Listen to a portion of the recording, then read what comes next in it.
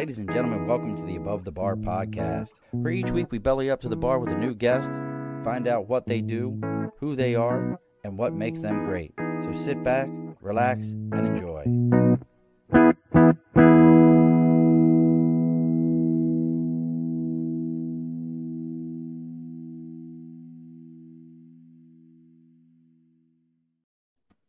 Alrighty, folks, welcome back to the Above the Bar podcast. It's your host, Sean. We are bellying up to the bar today. A little bit of change if you were watching all the advertisements for the week, and there's a little bit of change yesterday. We're going to shout out real quick some love to Heather Joe. Her family reached out to us, said she is sick, so she's not on the show today. But I will say, take your time, look into what she was supporting was the fact that most hospitals cannot provide proper grief counseling to women that have had pregnancy issues or issues in the hospital once their child has been born, or in her case, it was a stillborn situation. So please make sure you reach out, show some support. It was Jace's Journals, Jase, and then Journals with an S at the end of it is her social media. So please do that. But we did get a fairly good substitute, a fairly acceptable substitute. I'm going to do my best version of our guest today and see how well I do with doing what he does, and he's really good at it. I think I'm acceptable. I can do a good strip club version. Ooh. I could do the strip club. Ladies, go ahead and get your money together, because coming to the stage, he's going to make you see. I think I do a pretty good one. Not bad. Not bad. You see, but instead of people throwing dollar bills at me, they're like throwing quarters at me to get me, to sliding get me credit cards down your ass cheeks. Yeah. Oh my God. Wow. But here Declined. Here we go.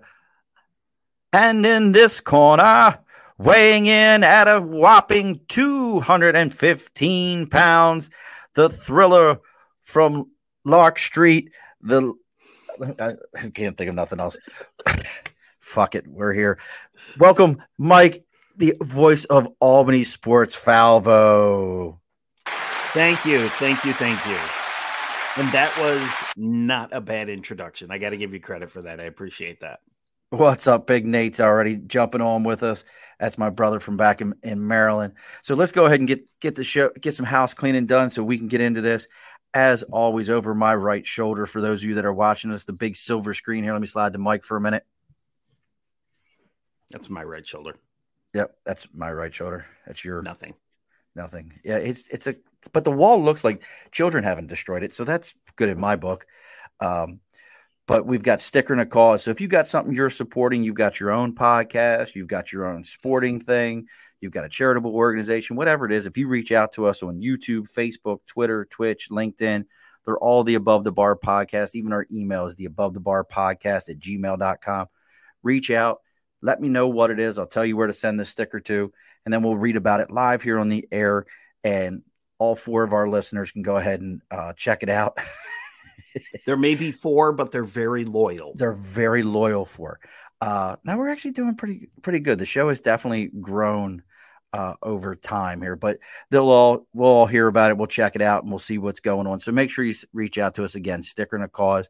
And look, if your media still feels like it's Harry Carey making it, and you need to go ahead and upgrade that, make sure you reach out to Media by Dibs. And if you don't know who Harry Carey is, I can't help you.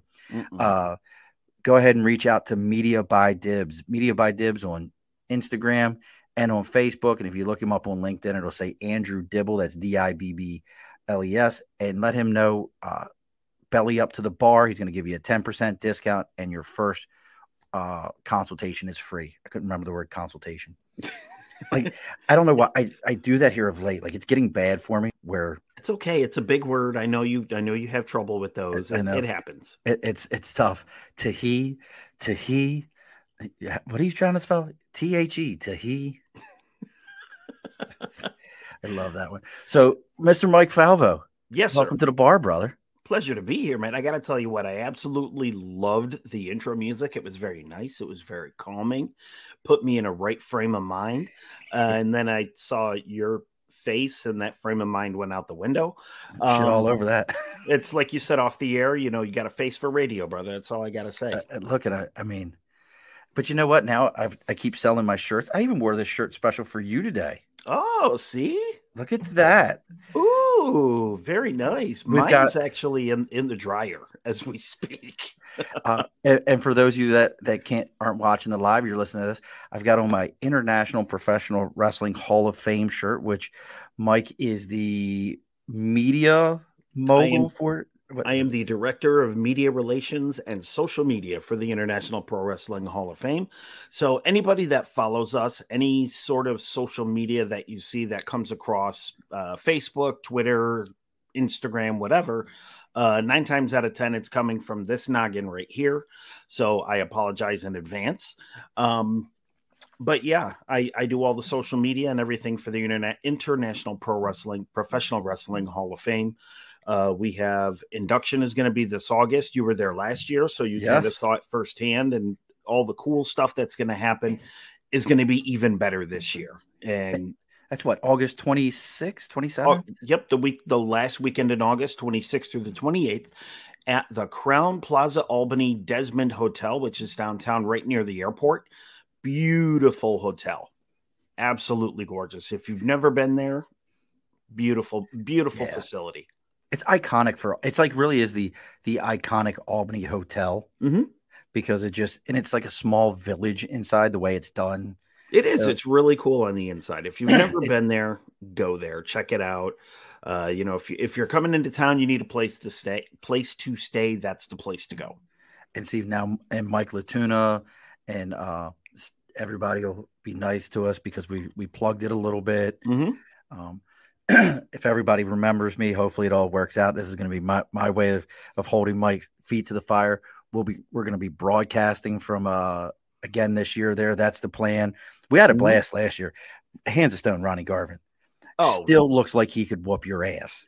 I'll tell you what. Half of the men and women that were in that room. I mean, last year we had Hands of Stone. Ronnie Garvin was there. The Rock and Roll Express was there. Bobby Gibson, Ricky Morton, who are just two amazing guys. I had the honor to spend a lot of time with them over the weekend and just to hear some of the stories and, some of the road stories that they told and just a lot of the inner details of the professional wrestling business coming from those two legends was phenomenal. But we had guys like Bushwhacker Luke was there. Tito Santana was there, who's a guy I loved watching growing up. So I had the opportunity to it was a trip for me because I got to sit at the same table and have dinner with Tito, with a guy I used to watch as a kid, having dinner with him. And it was just a great experience. I'm having a brain fart. God, what the hell was her name? I don't know why my brain's not working today for whatever the reason is. She lives here locally. She's a photographer, but she was a former WWF women's champion. God, I can't think of her name right now. I know who you're talking. I can't think of it either, and it's driving me nuts. And I feel bad. Originally from like New Zealand or something like that. Mm-hmm. And here, this is something important for you right here, Mike. Can you read that on the screen? Is this Mike Look Up Falvo? Yes, it is. That is Mike Look Up Carol. That is Mike Look Up Falvo.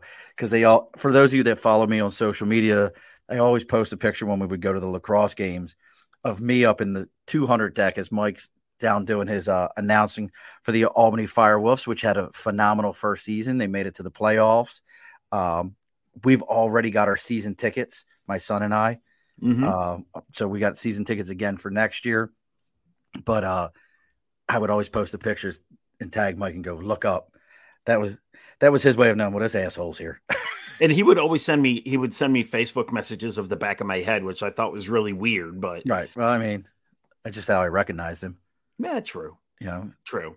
It's just one of those kind of things. So this is Mike Look Up Falvo. Nate's already starting. He says, "What's your favorite seafood? Do you like seafood?" You know what? Nate always has to ask. I do like seafood. I'm not a fish kind of guy. Like I have to be really in the mood to eat like fish, like a cod or a haddock or something like that.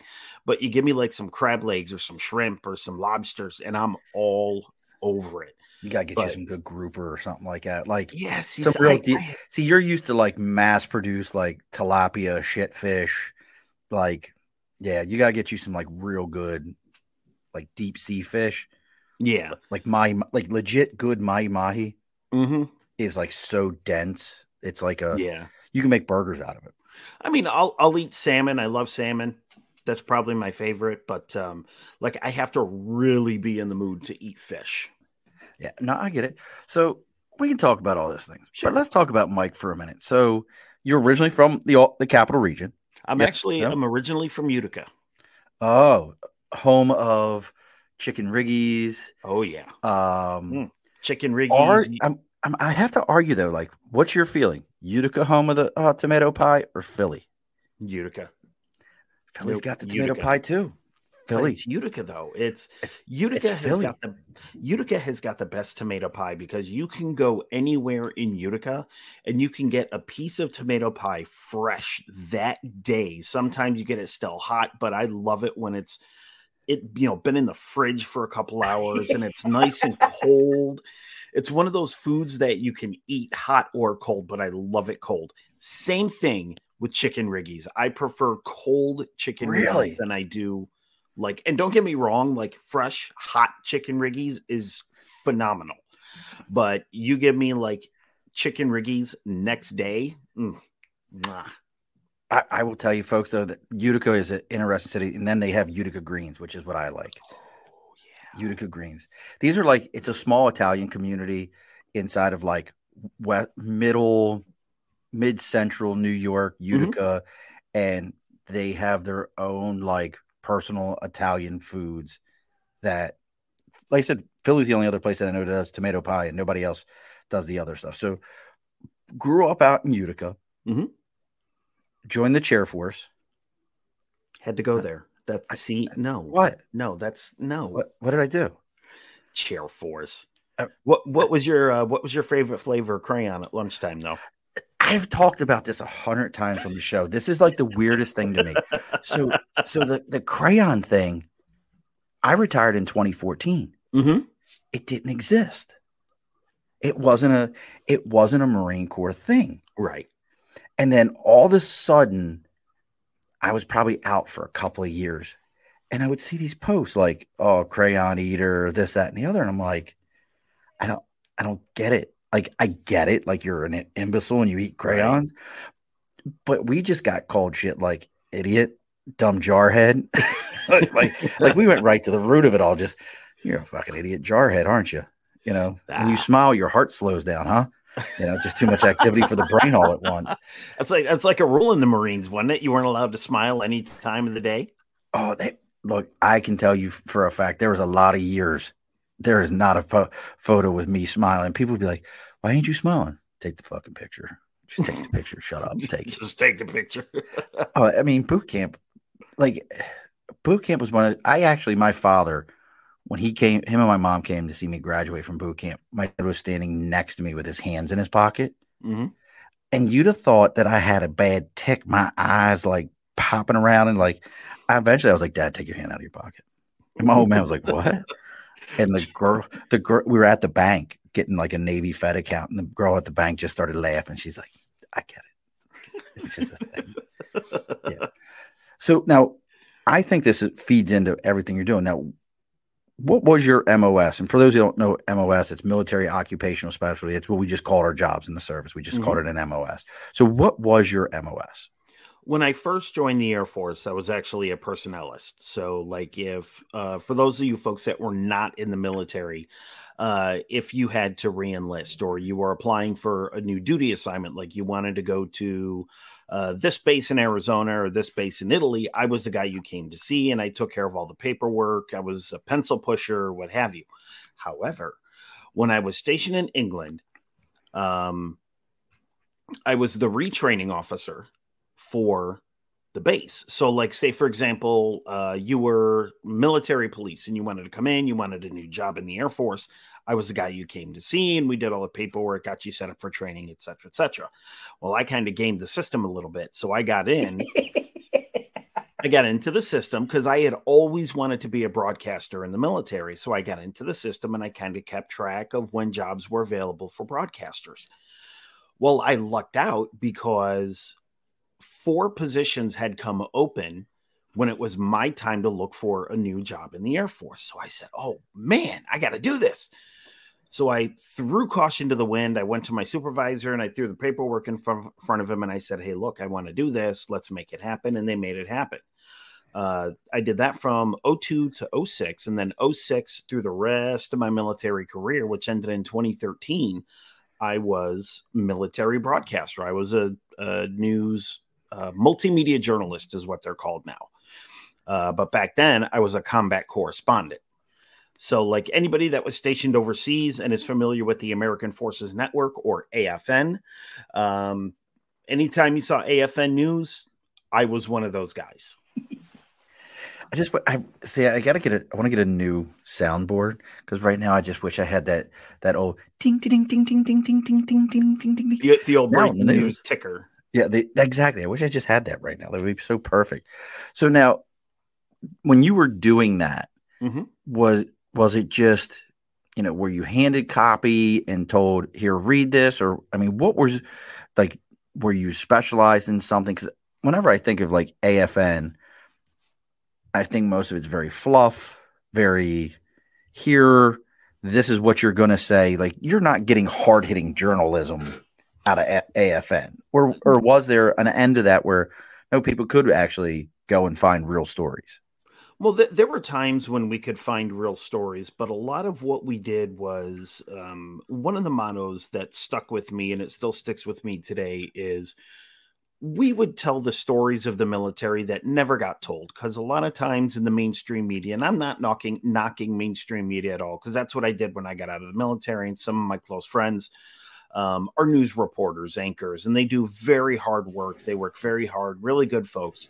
But a lot of what we did was we would go around base and we would find, Airman Jones, who's, dad spent 30 years in the Air Force. And we told that story of how they both did the same thing. And it was a lot of fluff. It was a lot of warm and fuzzy. But there were times when things would happen real world, whether it's on base, off base, and we would have to report on it. But a lot of the copy that was not given to us, because we wrote it. Like, okay. I wrote, I edited, I produced, I did all the audio, the videography for it. That was all me. I was a one-stop shop for any story. The only time somebody else got their eyes or their hands on a story was to approve a final script or to approve the final story before distribution. So now, did you write for other people or just for yourself? Sometimes I'd write for other people. 9 times out of 10, it was, the individual reporter would write their story. They'd give it to me. I'd kind of give it a once over as a producer and just say, it was things like, well, why don't you use this word instead of this word? Why don't you move this detail up here? It'll give it more impact. It'll help the story flow better, things like that. But it wasn't like somebody would walk up to us with a new story and say, this is what you're going to say. It was never like that. So it wasn't like when you watch the movies and it's got that very like CIA walking up and going, "Yo, you're going to read this. Do not worry about anything. This is the news for today." And you're like, "But I don't. This can't be true. Listen here. This is what you're going to read." Everything is sunshine and rainbows. Mm-hmm. Just go. No, it was never anything. Okay. It was never like that. A lot of the stories that we produce, like, you see, like I said, you see in the mainstream media, especially with the military, a lot of it deals with, for lack of a better term, the dark side of the military. It's always, this happened in Afghanistan, this happened in Iraq, or this happened here, this happened there. A lot of the stories that we told were, here are the people behind the scenes that are making the operations happen. Everything from the 4-star general to the 1-stripe airman who's knee deep in in the guts of an F-16 jet. Mm-hmm. A kid come from nowhere and all of a sudden he's working on a $1.2 billion piece of equipment. It was things like that. Well, we could hit a rabbit hole because I try to explain that to people all the time. I was an 18, 19-year-old kid in charge of hundreds of thousands of equipment with a clearance that, could make horrible things happen if I didn't keep my mouth shut, or, and those things happen. And there's mm-hmm. stories of that. happening in the service. But yeah, I mean, but at the same time, and I also, we hear this more and not getting into the political. And I think I'm curious your feel on this, Mike. I'm always driven nuts by when people are like, yeah, but you're at 18, you can join the military. Why can't I do blank? Because when I was 18 in the Marine Corps, I also had a whole group of adults that kept me from setting myself on fire, that didn't let me touch shit, that there was rules and regulations around it. Yup, I could go do other things. Yeah, I could be sent that. When I joined the Marine Corps in 94, the federal drinking age was still 18. And you could go on base and go to the E Club and still drink at 18 in 1994. I know that might sound crazy to people that the drinking age had been 21 since damn near what most states were late 70s, early 80s. Yeah, somewhere in there. And on base in 94, it was still 20. It was still 18. So we could drink. But I always had real adults around me. Yeah. I don't know what your feel is on that, but that's always my vibe when people say, well, I can do this. No shit. No, I agree with you 100%. And, I hear that a lot, and I agree 100% with you. You could be out on we'll just say out on a firing range, but there's always 5, 6, 7 other people behind you, like you said, making sure you don't set yourself on fire. It was very heavily regulated as the United States military can be. And, I agree with you 100%. And, you bring up the drinking. When I was in England in 2002, from 02 to 06, it was around the time when the base had just said, okay, we did have the drinking age at 18. Now it's up to 21. Because in England, the drinking age is 16. When I was there, it was you walk into a bar and you throw your pounds on the bar, the British pound, say, hey, give me a lager, keep it coming, but you go on base and they're like, no, 21. Sorry, kid. That's the age across the country in the US. That's how it is here. Yeah, because you're on U.S. soil. I get it, but that, it's funny you bring up the fire range. Somebody brought that up to me the other day. Well, 18, I was like, do you know when I left the firing range at boot camp, they would walk us to the back of these fields at Parris Island, and your drill instructor would make you take all your magazines out of your magazine pouch. You had to strip down to your skivvies, which is your draws, folks, and no T-shirt on, and a drill instructor would root through everything you had there to make sure there wasn't a round. Yep. So again, folks, stuff that shit dead in your ass. They didn't fool around. It wasn't, yeah.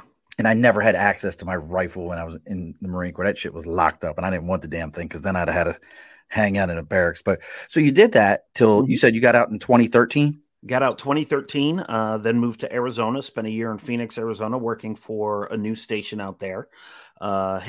My daughter was born in Arizona, so came home after that to be closer to family. And then I got into the news industry here in the Capital Region. I moved to Albany. I started working for a couple of local news stations. And then I found my way to the job I have now, working for the New York State Legislature. And you do the news with them too or something, don't you? I'm a media coordinator for the New York State Legislature. And essentially what my job is, like if you're a New York State Assembly member, say from, we'll just say Buffalo, and you're in Albany, but you have to do an interview that needs to get back to your constituents or your station, you would come see us and we would conduct that interview with you, and you could get that video back to them easily. But also what we do is we kind of, keep track of the media climate. We kind of keep track of who's reporting what, who they're talking about, things like that. And a lot of it is just for archival purposes. It's not like, we're monitoring, the media to kind of, oh, well, they're wrong and they're doing this, that, and the other. No, a lot of it was archival because without fail, like a member would conduct an interview at an event, and then they would call us up and say, hey, do you have the video footage for that? And we're like, why, yes, we do. Here you go. So that's what we do. But also anybody who's ever watched the New York State Legislative Channel, which is our version of C-SPAN, that comes out of my office too. So we produce, like if you watch a live session or a live hearing, I know hearings have been in the news a lot in the last week. Things like hearings like that, but at the state level, come out of my office. Ah. Now I'm just curious because I don't know much about that. So now say it was a news story, flip it, and it was in Buffalo was the news story. Mm-hmm. Do you guys then say, hey, we need to get a copy of that and keep it here? Or is it no, oh, well, it happened up there. It's not a big deal. Nope. What we do is we have a system set up. We have, everything is digital now. So we have a digital system set up so that a member of the New York State Legislature is featured or even mentioned in a news story, our program will pick up on it. Oh, no shit. And it'll automatically record that clip and save it to a folder. And we'll go back and we'll check it out. And, it could be like, Assembly Member Steve Smith or whatever. Yeah. Cut the ribbon on a new cat hotel in Syracuse and stuff. But, a lot of it is, our busiest times of the year are budget season and end of session. And that's when you get everybody wanting to, talk. So we keep track of all that stuff as well. Yeah, that doesn't sound creepy at all that you guys have a computer program that the mention of someone's name that's been programmed into it automatically starts recording the information. That doesn't sound scary one bit. No, well, it's along the same lines of like YouTube, and you have YouTube, and you have the keywords or whatever. Right. So like if a member is featured in a story, it'll pick up on it and it'll record that section of the newscast. I could only imagine the abuse Lord Commander would have had with that. I can only imagine. See, I didn't say his name. I just referred to it as Lord Commander. Yeah. Because that's the way I call him, is Lord Commander. Yeah. I didn't say the Joker either, because we deal with the Joker now. So yeah.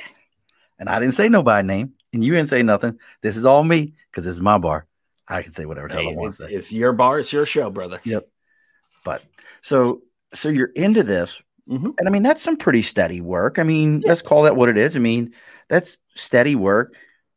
But you're a busy man, Mr. Falvo. And for those of you that are watching the live, you'll see scrolling across the bottom here at Mike A. Falvo, and that's Falvo. That's where you can find Mike on social media. If you want to go follow him on Instagram or see any of the things he's got going on, make sure you're go ahead and give him a quick follow. And that's Mike, Mike. A is in Apple, Falvo, Falvo. Couldn't get that out. That Empire Rise starting to catch up already. But make sure you go give Mike a follow. But you do some other extracurriculars here. I do. I do sports announcing, PA announcing. Anybody that has gone to see either a couple of years ago when the Albany Empire were with the AFL, now they're with the National Arena League, which is a completely different league. The AFL since folded, unfortunately. I was the PA announcer there. I'm now the PA announcer for the Albany Firewolves right here. By the way, you can check them out online, albanyfirewolves.com. You can check out updates from the last season. Get yourself some Albany Firewolves gear. Shameless plug. Hey, look, dude, I'm all about. Still pissed that they waited till I wanted that black jersey at the beginning. I didn't buy a second jersey. I almost bought a second jersey. I'll tell you what, man, those black jerseys were fire. I love. They were great. I got the burgundy one, which I like. Mm-hmm. But then the black ones came out. I was like, I actually said to the girl, I was like, "Can I trade mine in? Like, I'll give you my red one and just give me a black one." Because I like the black ones. They were hot. Oh yeah, I loved them. So I do the work with the Albany Firewolves. I announce for the University at Albany here, men's basketball, women's basketball, men's lacrosse. This will be my second season doing football over at Casey Stadium, which is going to be a blast. I got to take over the last 4 games last season and just absolutely loved it. Absolutely loved it. So I do a lot of that, ring announcing, cage wars, mixed martial arts. You just had your first cage match you got to announce too, didn't you? I know. Why refereed my first. Refereed it, then announced it. Refereed last weekend. That was a trip, man. I got to tell you, that was definitely an experience. You got to be on your heels for that, I imagine. Oh yeah, oh yeah. It brought back a lot of my childhood at the very beginning, because I mean I grew up in the days when they had that big ugly blue steel cage. Oh yeah. You know, the one you need a tetanus shot just to look at. Um, so it was very Mom, my similar. jaw hurts. Yeah, exactly. I can't chew anything all of a sudden. But it was very reminiscent of that. And anybody that saw my post over the weekend, it was just this big gray monstrosity of a cage. But it was a great match. Just in case, the TIW heavyweight champion wrestling, Mr. Must See TV Tyler Vincent in a steel cage. Great match all around. I was in the cage for that, so it was definitely a bucket list item for me. That just sounds like a blast. But how did you get into, because I think a lot of us, we joked around at the beginning of the show, and, I did my announcer voice, I joked around when we were putting the post out, we've all at some point in time done the Michael Buffer, let's get ready to rumble. Oh, yeah. And we've all done it. But how did you go from, in front of the camera to taking that? Because I feel like personally they're very different. I mean, people ask me, well, how can you do the podcast? I've been standing on stage and talking to people for a lot of years. Right. When I was a recruiter, nothing scarier than handing a kid $150,000 giant check for a scholarship in front of the largest high school in the state of Pennsylvania that graduates 1,000 kids a year. Yeah. At their award night, giving a kid this, and everybody being like, well, what? I didn't know that scholarship. I don't know what to tell you. So, and people ask me about this, but I don't see my audience. Like, nobody's looking at me, just me and you. Mm-hmm. How do you translate that to, making these announcements, coming up with these things and the different gimmicks and whatnot? Dougie. Dougie. By the way, shout out to Dougie Jameson if he's listening. He is the brick wall of Pearl Street, the goaltender for the Albany Firewolves. The funny thing is, I was PA announcing long before I was doing any broadcasting. I started PA announcing my sophomore year of high school. And I was at a girls' junior varsity basketball game. It was like a Thursday afternoon at 4:00. It was like 10 people in the crowd. We were there supporting a friend of ours, and guidance counselor gets on a microphone and he says, hey, our regular announcer couldn't make it today. Who wants to announce the game? My buddy Rob looks at me and he pulled a prank. He's like, he'll do it. And of course, I'm sitting there with a mouthful of popcorn and soda and everything. And I'm just like, what?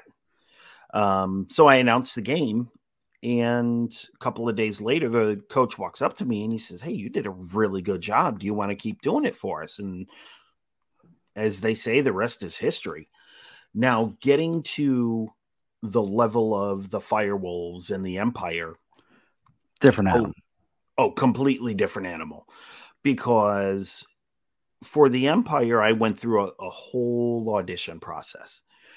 You have to submit an application, you have to submit samples of your work, and then, the higher ups in the organization look at it, they bring you in for an audition, and you go through all of that.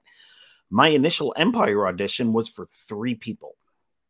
It was for the team president, the team, I believe it was the CFO, the chief financial officer, and the head of game day operations.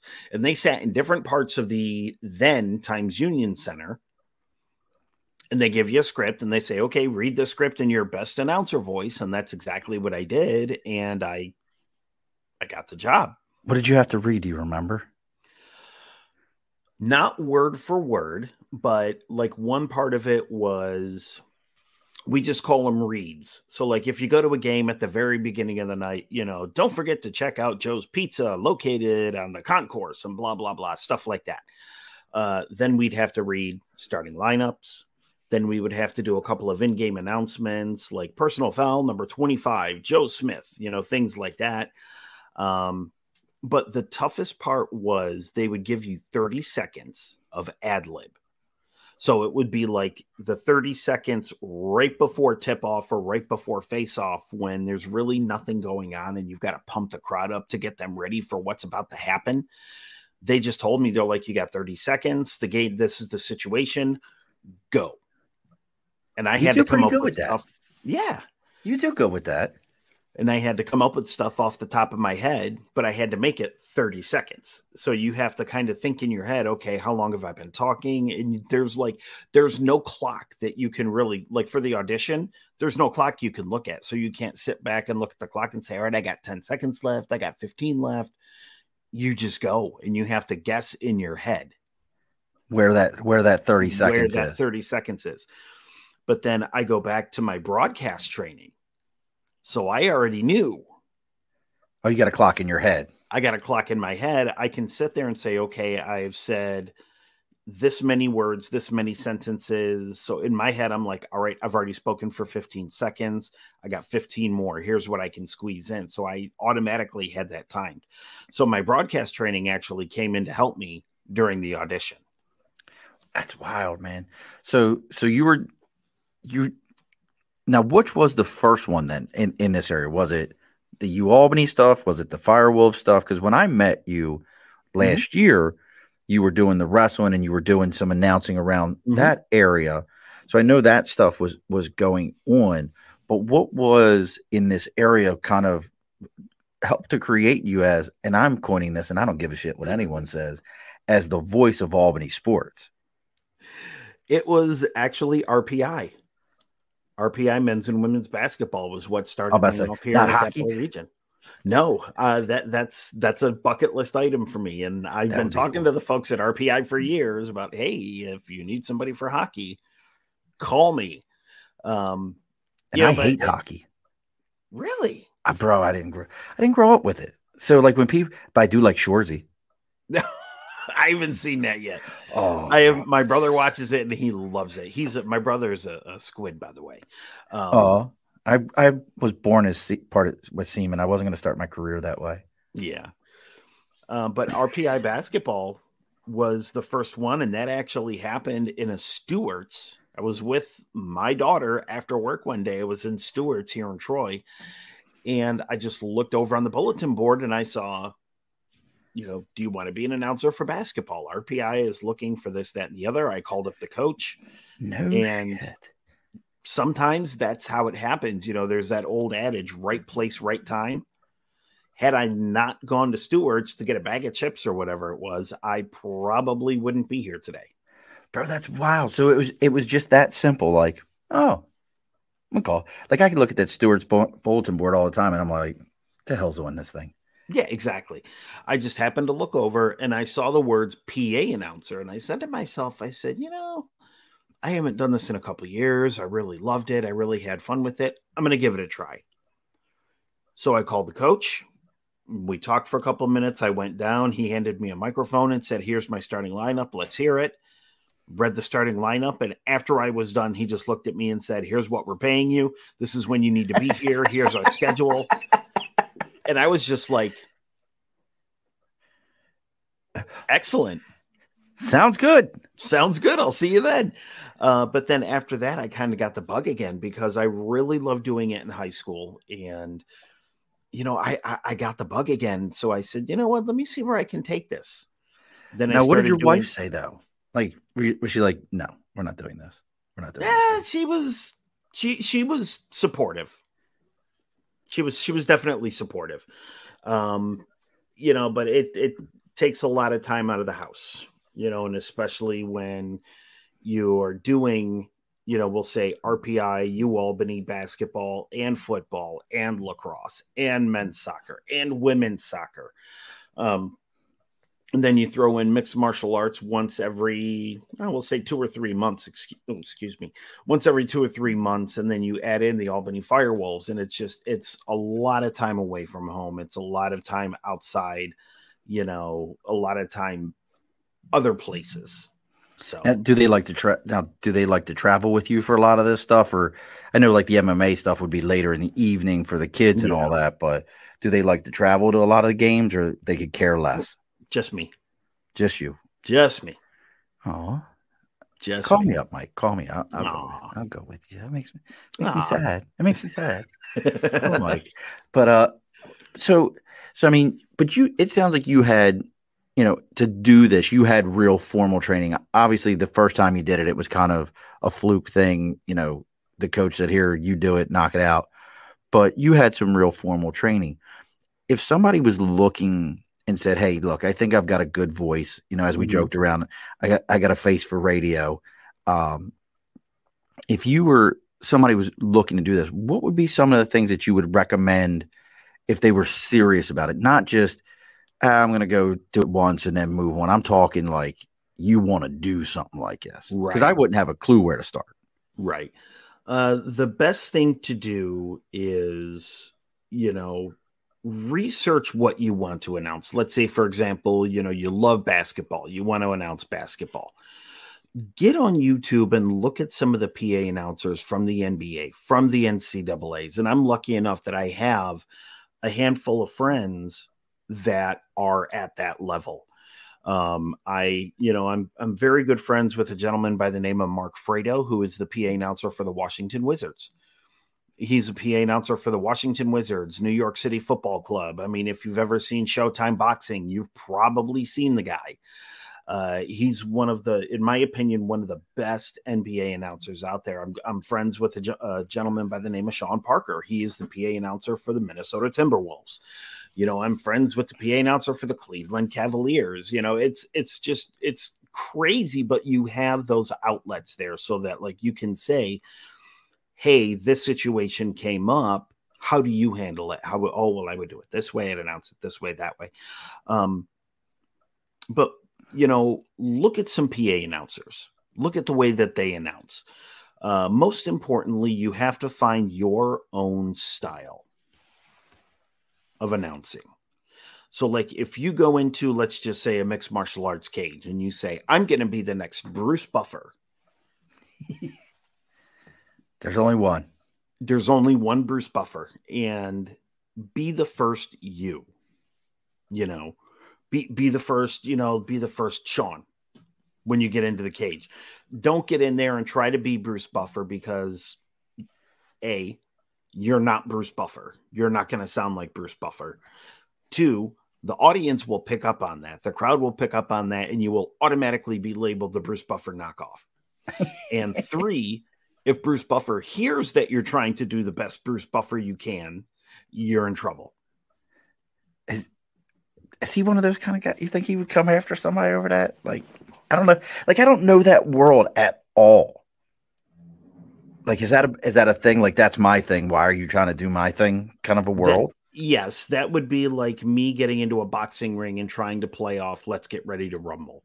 That's Michael Buffer's. He's got that. I mean, he legitimately has that trademarked. Oh, really? He's got that trademark copy. That phrase is his. He owns the rights to it. So if I were to get into a boxing ring and start shouting, "Let's get ready to rumble," I'd get a nice little letter in the mail saying, "Please don't do that anymore, or we will take you to court." So, yeah. But really, the best thing that I would say to a young announcer is to do a little bit of research. Research the game you're going to announce. Because if you go to a hockey game and you have no knowledge of ice hockey, you're not going to know what a power play is. You're not going to know how many minutes are left in a period or how many, because anybody that follows hockey knows that you announce time elapsed. You don't announce what's left on the clock. Oh, see, I didn't know that. Yeah, you announce, power play goal 5 minutes in or whatever. You don't sit there with 15:42 left on the clock like I would at a lacrosse game. Right. It's always, goal scored at 5:30 into the first period. You announce time elapsed as opposed to, with whatever's left on the clock. Oh, well, shit, you got to do math then. Exactly. And I'm not good. I'm not good with math. Oh, shit, I ain't doing that. But do your research. That's the big thing. Do your research and practice, practice, practice, practice. You can practice at home. Public speaking. What's one of the best ways you can practice public speaking? In a mirror. Exactly. In a mirror. Do the same thing at home. Get in front of a mirror. There are days when I'll walk through the house and I'll hold a brush. That's my microphone. Do the kids follow you and do it? My daughter runs in the other room. Daddy, why are you yelling into the brush? Don't worry, I'm practicing. And there she goes down the hallway. Look at her run. She can't stand it. Dad's just awesome. She hates it when I do that. She love it. She'll walk into the kitchen. I'll be like, now coming into the kitchen, weighing 45 pounds. And there she goes right to the refrigerator, opening it up for the 15th time, and nothing is different inside. Yeah, exactly. She's going to hate me when she gets back to you, Mom. So, really the biggest piece of advice that I like to give a lot of young announcers is do your research, find your own voice, find your own style of announcing, because what works for me will not work for somebody else. So really that's it. And, reach out, network. That's the best way to get a job as an announcer, is to network. Get to meet a lot of the players, get to meet a lot of the coaches, the coaching staff, even like if you were to work at a school, the athletic director, the assistant athletic directors, get to know all those folks, get to know everybody that's involved with the team or teams. Now, you've got some videos on your Instagram, and again, at Mike A. Falvo, where you're like, that was one of the first things that you and I ever talked about, was you were doing, they were almost like reads, like see if you can do this and doing those. Any value in that you've seen, or anyone that's reached out to you and said, hey, I saw your video, I'd like to talk to you about a gig or anything like that? Yes, that has happened a few times. I actually got a surprise email one day. This was pre-pandemic. I want to say maybe 6 months before the pandemic hit. A gentleman by the name of Michael C. Williams. He is the cage announcer for Bellator Mixed Martial Arts. He sent me an email and he said, hey, I just want to let you know, I've seen a lot of your work on YouTube. I'm very impressed. I like what I hear. Would you mind if I pass this off to my producers to see if maybe there's a spot for you within Bellator to come out and do a little bit of work with us? And we kind of started getting into a lot of that. And then the pandemic hit. And he still worked very hard to try to get me to come down to, because I think at that time they were doing a lot of their shows at Mohegan Sun in Connecticut. It's a couple hours away from here, so it wasn't too bad of a drive. And he wanted me to go down and be his backup. Dude. And this is when they were kind of really starting to get things back up and running, but everything was in the bubble. So you had to go through all the COVID protocols, and you're there for the different a week and a half before that wasn't happening.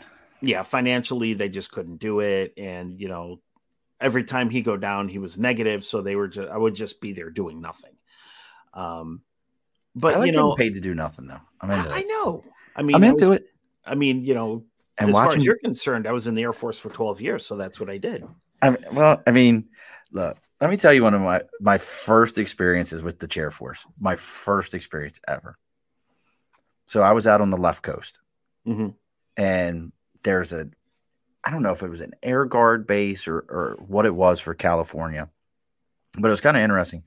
Their hangars were designed for C-130s that the way the doors closed in the back of them, they had a big cutout of them so that the tail could stick out.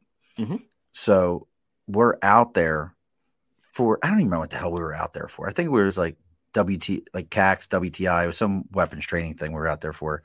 And we happened to be at their barracks. Actually, God, I wouldn't even been younger than that. Whatever I was out there for, I was young. Right. And they put us up in a barracks room. And I walk in this room. Mike, this bitch had a queen size bed. It had a TV and had its own bathroom. I was like, did y'all put me in the right place? I was a young Marine that was used to sleeping 4 dudes in a room. 3 had regular wall lockers. I had a gray wall locker that had been brought in.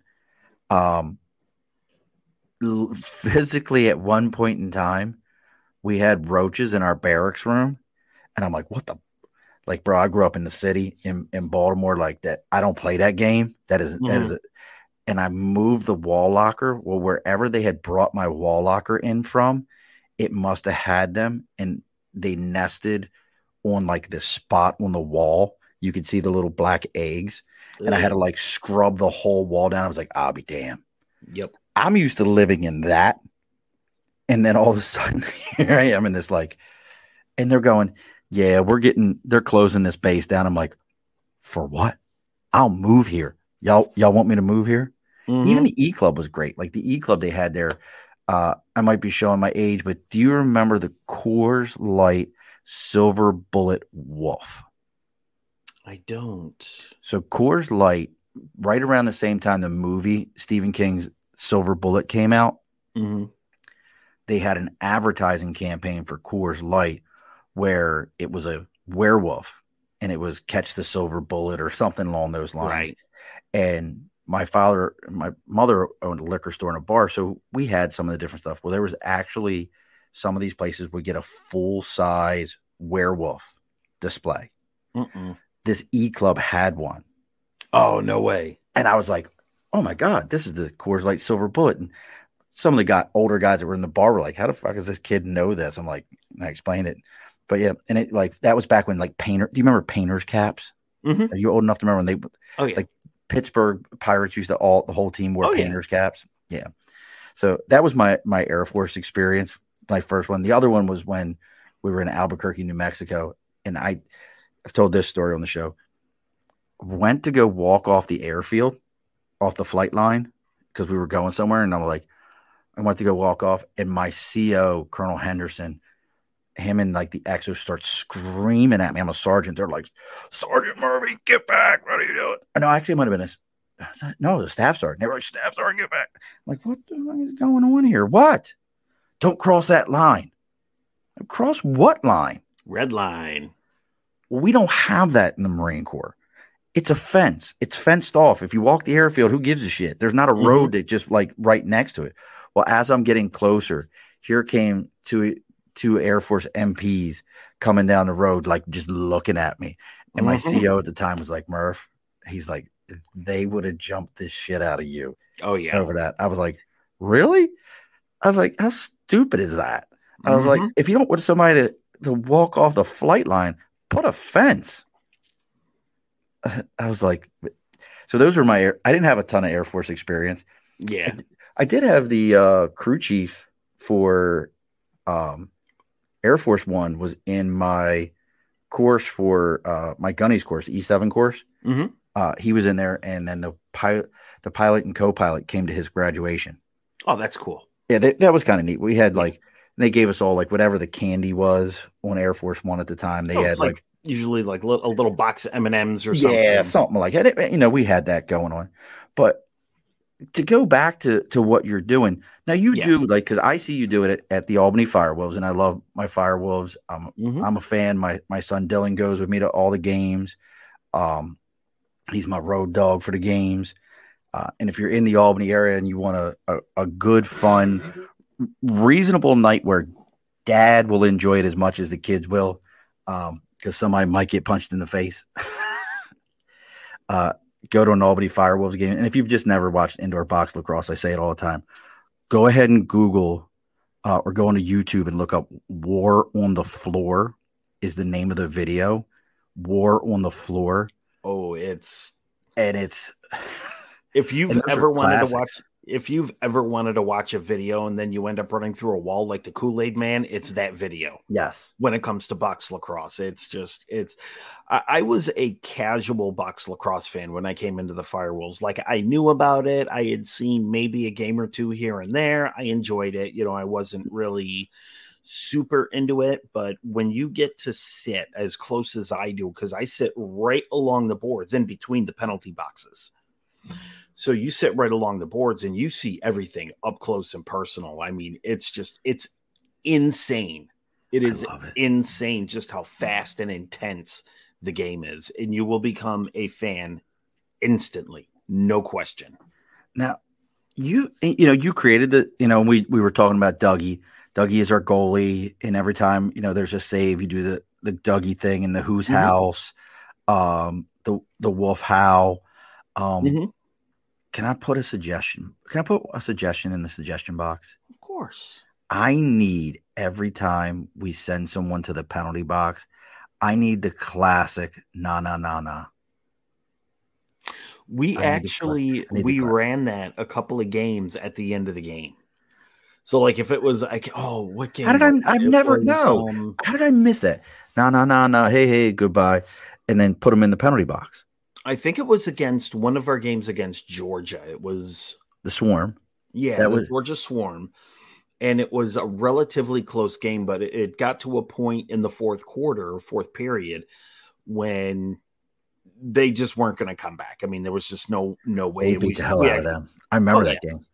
Oh, yeah. And they're a great team. They're a great team. I mean, God, they have a Thompson on their team. Yeah. Albany legend Lyle Thompson plays for them, who, if you have never seen this man play lacrosse, wow. He's widely regarded as one of the greatest in professional lacrosse. And I agree with it. But the key part of it is keeping the crowd engaged. So, you hear me, Dougie, and that's and then you hear 7,000 people, Dougie. That's just a way to get the crowd involved. You get them a part of the game. You make it an entire experience. And that's where myself, the amazing ladies in the Wolfpack come in, the amazing dancers of the Firewolves Wolfpack, who are led by Megan Grabowski, a fantastic choreographer. It's all a part of an experience. You're not just going for a game, you're going for an experience. And that's what we try to provide. I love it. I have such a good time with it.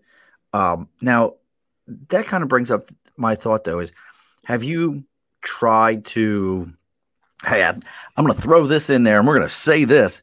And after you said it, somebody leaned over and was like, don't ever do that shit again. Or the other side to it where you were like, damn it, that shit sucked. I ain't doing that again. Like anything what's one of those stories?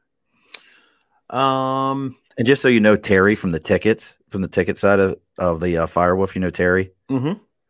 I sent him a text and told him you were on here. He hasn't responded. Oh, thanks for that, by the way. I was like, Terry, I got your announcer. Come watch it on YouTube. He's probably watching right now. Hi, Terry. You're my favorite. He got me my good seats, so we love Terry. Terry's a great guy. Well, he reached out to me because they're switching the sections around this year. Yeah. So the 200 ring, they're closing the whole 200 ring except for, I don't know what you want to call them, like the pit seats in the 200. Right. Mm-hmm. So he knows that that's where I like to sit because I'm short and I can't see everything. Right. And he was like, he reached out. This is how great those guys are over there. He reached out to me personally and was like, hey, Murph, they're going to close your section. Yeah. Where would you like to sit at? I'm like, can I keep somewhere near there? I have to be able to take pictures of the back of Mike's head and send them to him. Wait, you did not really say that to him, did you? No. Oh, I was going to say. But how great would that have been? Like that would have been fantastic. God, Terry, I got to take pictures of the back of Mike's head. It'll fuck the whole game up. I'll be breaking tradition, and then we're going to lose.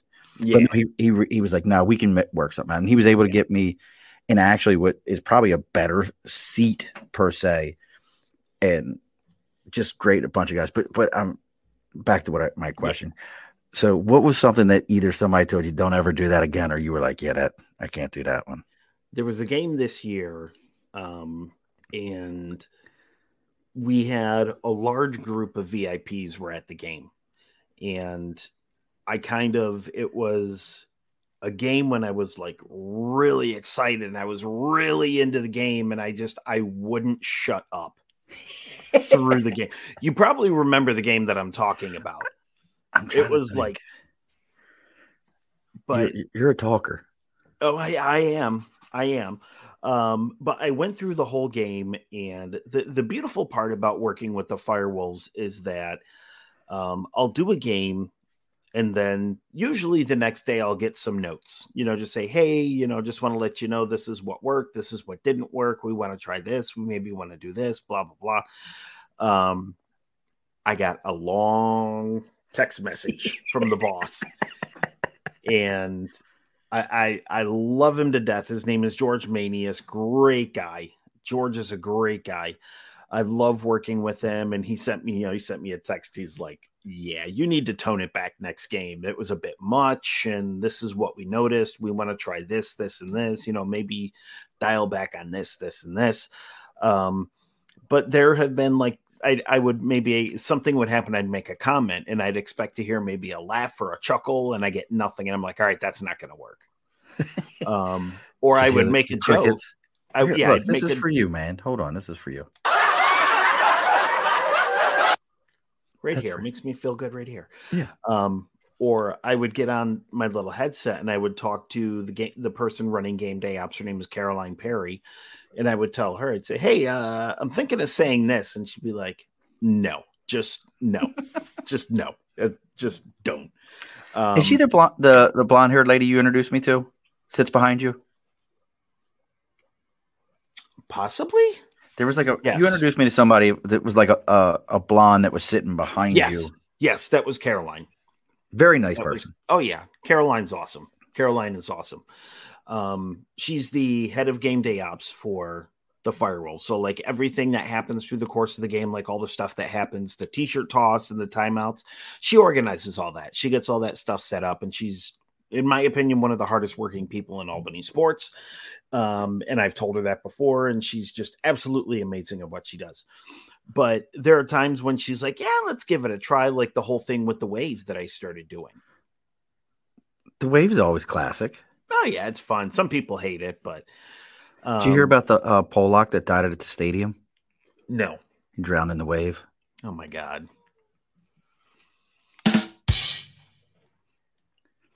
That's a great dad joke, but that's such a dad joke. I love it. But there have been times when little phrases have worked, others haven't. Some things I'll try, some things I won't. Some of it is trial and error, but you go back to the old, I like to call them old faithful, another save by Dougie. I wanted to yell it right back to you. I was about to almost say it. Like, yeah, it's definitely a classic thing, but I guess it kind of came up to me because when we had, I think it was Buffalo when they came down, their fan base is probably one of the best fan bases I've seen in box lacrosse, and they had their own set of phrasing when things happen. Oh yeah. Like Buffalo fans travel extremely well. The Buffalo Bandits of the National Lacrosse League are one of the premier teams in the league next to us. The Albany Firewolves? Of course. But the Buffalo Bandits, thank you. If you've never seen a Buffalo Bandits game, they play in the same arena as the Buffalo Sabres. And they bring in just as many fans. Really? It's that big up there. I mean, they're right now in the hunt for the championship right now, I believe. It's them and Colorado. And I didn't think Colorado was that good. We played them. No, we didn't. The Mammoth? No, we didn't. I thought we played them at home. We did not play Colorado this year. Oh, okay. But the Buffalo fans, they came, 2,000-3,000 deep. Yeah, I mean, they had whole sections. They had flags, orange and black wigs, and the whole nine. It was fantastic. But it was the first time where I would ever throw something out to the crowd and the opposing fans would answer me back. They were into it. They had their own thing. Oh, there was a point during that game where I was going back and forth with the Buffalo fans. Because I would say something and they would yell across the arena. And of course, it was all in good fun. I mean, we had a great time. I ran into a couple of the fans after the game and heading to my car. And, they came up to me. Oh, it was we had a great time. You're a great announcer. We really enjoyed it. But, at the same time. They slashed your tires. Yeah, they slashed my tires and, I took apart my car. Stole my lunch money, the whole nine. Give my lunch money back. That's your bullshit.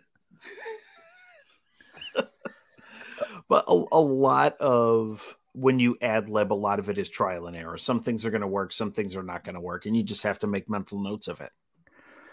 Dude, you do an amazing job with it. You really do. So what's the next thing where people can look and say, hey, Mike's going to be announcing if they wanted to see you announce or just go to an event. I mean, you do some pretty amazing events. Like I said, what's the next thing we got coming up?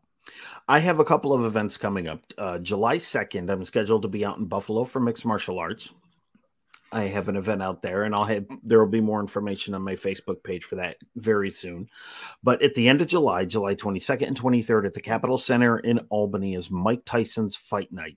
You've seen me post about it. It's going to be 2 nights. Night 1 is boxing. Night 2 is mixed martial arts. The man himself, Iron Mike Tyson, is scheduled to be there on commentary. So he will be home in the Capital Region for 2 nights. That's going to be with Cage Wars. Tickets are on sale now, so get online, get your tickets. They're going to go quick. It's going to be at the Albany Capitol Center July 22nd and 23rd. And then after that, Albany College football kicks off. In between then, I've got some wrestling coming up. I've got Immortal Championship Wrestling July 16th. That is going to be, let me see if I can remember, in Schenectady at the YMCA, Boys and Girls Club in Schenectady.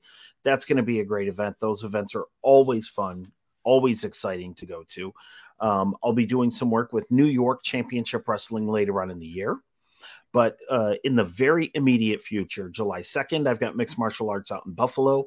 July 16th, I've got Immortal Championship Wrestling in Schenectady. July 22nd and 23rd, I'll be at the Capitol Center in Albany for Mike Tyson's Fight Night. And then after that, college football season, baby. I'll be at Casey Stadium for Albany all through the winter. Then it's college basketball season. So it doesn't stop. Wow. Now, the Mike Tyson one, is that like the one that was on TV, I guess probably last year or year before, where it was like Mike boxed and a couple other people boxed, but it was like legends that really probably shouldn't have been in the ring anymore? Or is this more up and comers? This is going to be a lot of up and comers. You're going to see a lot of local fighters, a lot of local mixed martial arts fighters. In my opinion, some of the best fighters in the Northeast are going to be going to head to head pro mixed martial arts. You're going to see some of these guys making their pro debuts. You're going to see some of these guys who maybe have 3 or 4 pro fights under their belt. It's going to be a great weekend of fights. Pro boxing, pro mixed martial arts. You're going to see a lot of local talent, a lot of talent from across the Northeast. We even bring in some guys from Canada. We'll come down. And it's I have a friend of mine who is from Canada, and I always say she used to run the maple syrup circuit. But it's great because you get to see a lot of young local talent get in there, fight, and they're great fights. And these guys and men and women, they train extremely hard. I give them nothing but respect for what they do. Yeah, that might be one I might check out because I love boxing. I've always loved boxing. Mm-hmm. I've been out there. What is it? Canastota for the Hall of Fame, which we just had Hall of Fame weekend. It's the first week in June is Boxing Hall of Fame week, and they have the weekend, and everybody comes out there. So I might do that because I've never been to a live boxing match. Actually, I'll take it back. I watched the Marine Corps boxing team fight, the All-Mar team. So I have to decide MMA or the other one. Now you got me thinking. Both. Maybe I know somebody I can talk to about that. Both. If only you knew somebody. If only I knew somebody. It might be something I could talk to somebody about. So, but as we always do out here, brother, we're going to get ready to close the bar up, put the stools away, and do all those kind of things. And we know where Mike is. And as I tell everyone, if you want to reach out to us, it's the Above the Bar podcast on Facebook, LinkedIn, YouTube, Twitter, Twitch, Instagram. Our email is the Above the Bar podcast. Remember, sticker and a calls. If you got something, send me a message on any of those. Follow us. Even got a TikTok, the Above the Bar podcast TikTok, which I think my TikToks are pretty funny. I just found this. Did you see my most recent one? No, I haven't. I'm going to have to go check it out now. Is this you like doing all the silly little TikTok trends, doing all the little dances? Why not? Because, well, first off, I tore my ACL, MCL, and meniscus about 3 or 4 weeks ago. Sunday will be 4 weeks, so I'm not dancing to shit. But I like doing the videos and then stitching at the end of the video and then talking about whatever we got going on. But I did one yesterday. Dude, this girl, like she's a bodybuilder, and she was doing that thing where they break the watermelon with their thighs. And she cracks this watermelon with her thighs. And the noise she makes of pure happiness when this thing cracked, I'm like, I could never. And like I tried to reproduce that sound because she makes like you'll have to just go watch. I'll go watch it. Go watch it because I laugh so hard at this. I'm like, gonna definitely have to go watch that later. And I watched the whole it was one of these ones like I watched the whole video, and it was like, oh, okay. And she can't get it to crack, and she's trying. And then when she finally does at the end of the video, it's just this pure joy squeal. But when she cracks it, the whole watermelon just splashes all over the floor. I laugh so hard. But yeah. See, I look at it this way. I'm a dad, so I look at it this way. Like she'll crack open the watermelon. I'll be like, see, now you got to clean up that mess. And I mean, come on. Thank you. What's the point? Why? Now you got to mop the floor, pick up the watermelon. And it's going to be fucking sticky right there. This is bullshit.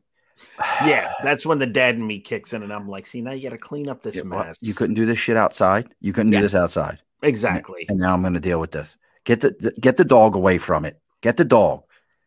Oh, look, you and I, that's that parent mode where you're like, can at my house, it's the juice box plastic wrapper from like the juice boxes. Oh, you know, the straw is on the outside. My son will get a juice box and I'll walk through the kitchen. I'll be like, fuck is there? Why is this on the floor? I didn't do it. You're the only one in this house that drinks those. They're disgusting. You're the only one. I didn't do it. 5 years old. Yeah. My daughter, get up here. My daughter is famous for looking at me and saying, you put that there. I'm like, no, I didn't. And then you start to believe it. It's like, wait a minute. Did I have a Capri Sun today? No. Like I hate those things, but maybe I did. I'm not going to lie. I love a good Capri Sun every day. Do you? Oh, I can't, bro. Yeah. As a matter of fact, I got a box of Kool-Aid. What do they call them? The Kool-Aid jammers. Oh, jammers. Yep. Like, you know what it is? I got one of those calling my name when we're done. I can't do the fake sugar is what it is. Yeah. I can't. So, well, we're going to close the bar. Do not log off after this. You and I got a couple of things to just go over real quick. Sure. But as we always do on every single one of these shows, the guest always gets the last word. So what is the last word, Mike? Well, the last word is I want to thank everybody who has supported me on this journey I call it my journey behind the mic, all my friends, family, everybody who's helped me along the way, the folks at the Albany Firewolves, the folks with the Albany Empire of the Arena Football League, and, just all the folks here in the Capital Region that have supported me, obviously my family, my friends, everybody who's come up to me and given me a kind word of support. I really appreciate it. Even the small handful of people that have come up to me and told me I was terrible. Thank you for that inspiration. Thank you for that motivation, which that has happened before.